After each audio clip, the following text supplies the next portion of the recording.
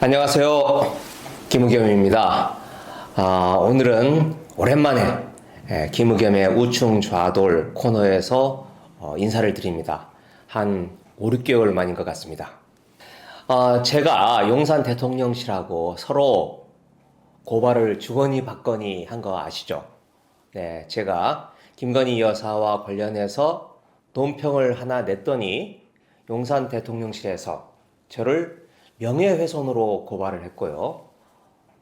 저도 맞받아쳐서 이번에는 무고죄로 제가 용산을 고발했습니다. 맞고발했습니다. 오늘에서야 용산이 낸 고발장, 그걸 받아봤는데요. 바로 이겁니다. 한번 읽어봤는데 결론부터 말씀드리자면 정말 한심하기 짝이 없습니다. 이 고발장의 내용, 형식 모두 엉망진창이었습니다.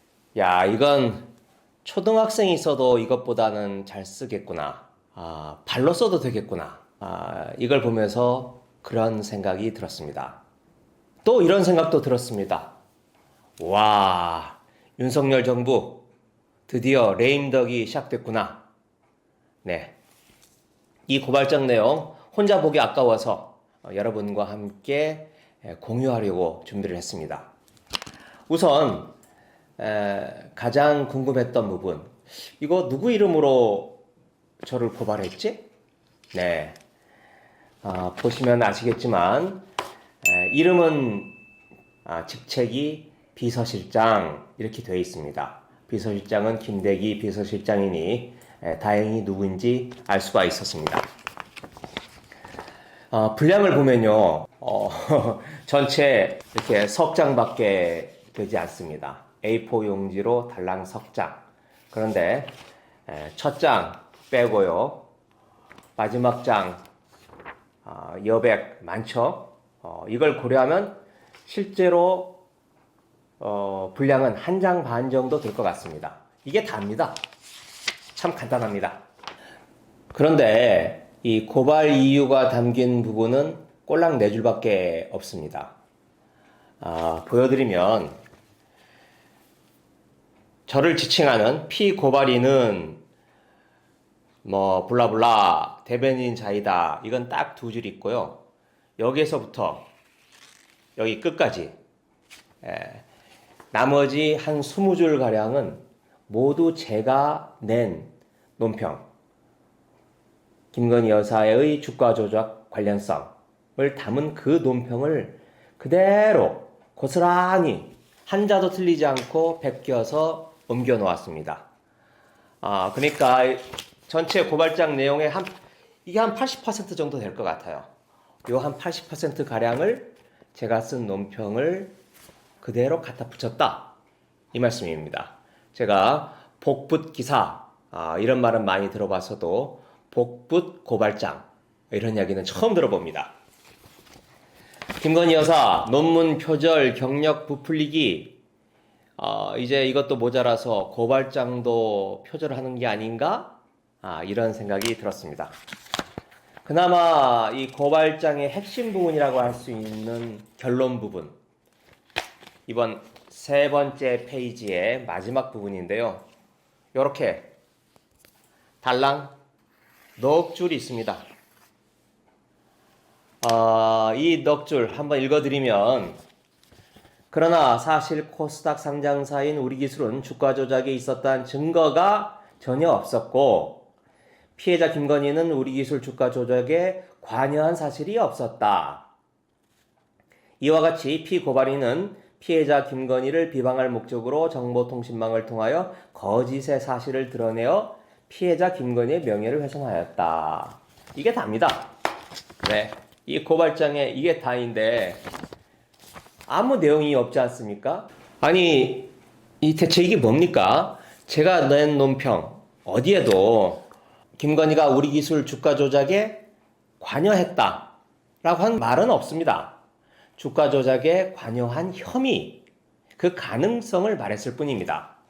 그렇다면 제가 그렇게 표현을 했으면 이 관여한 혐의라고 하는 게 어떻게 김건희의 명예를 훼손했다는 건지를 법률적으로 설명해야 되는 게 아니겠습니까?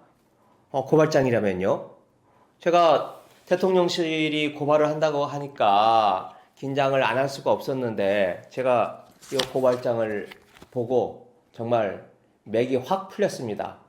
헛웃음만 나왔을 뿐입니다. 무엇보다도 대통령실은 이런 표현을 썼습니다. 우리 기술 주가 조작이 있었다는 증거가 전혀 없다.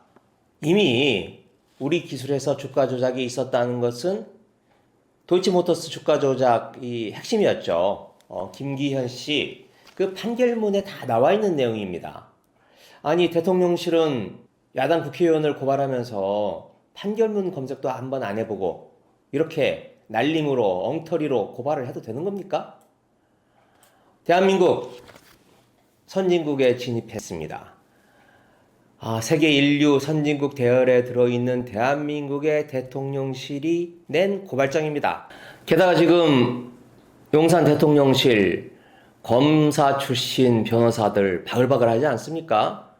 대통령부터 검사 출신이고 그 밑에 뭐 주진우, 이원모, 이시원 다들 검사 출신 법률 전문가들 아닙니까? 그런데 아무리 봐도 이렇게 허접스러운 고발장 이건 법률가가 쓴 게 아니에요. 그렇게 확신이 듭니다. 그래서 이런 생각이 듭니다. 야, 이거 법률가들이 이런 고발장을 썼다가 나중에 뭐 정권 교체가 된 뒤라든지 이럴 때 문제가 된다고 생각해서 요리 빼고 조리 빼고 한 거 아닌가? 그렇다면 이거 진짜 레임덕인데? 그렇지 않습니까?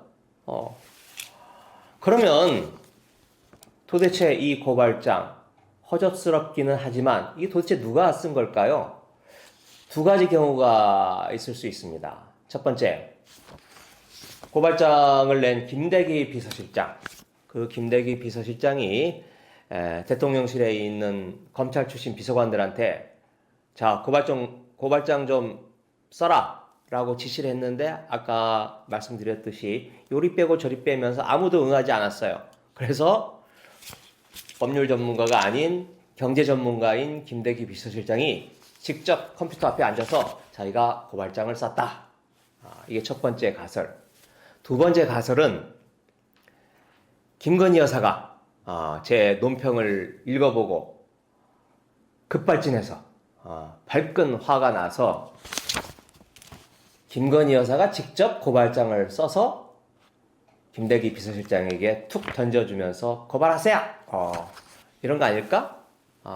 그래서 여사가 직접 쓴 거니 아무도 손을 대지 못하고 그대로 고발장을 접수를 했다. 이게 제 두 번째 가설입니다. 여하튼 용산 지금 문서 작성 하나 못하는 가장 간단한 문서도 작성을 하지 못하는 고심이 드러났습니다. 이게 지금 용산의 민낯이구나 하는 생각이 듭니다. 네, 오늘은 여기까지입니다. 모처럼 이 코너 우충자들 코너 문을 열었으니 앞으로도 틈틈이 찾아뵙도록 하겠습니다. 네, 고맙습니다.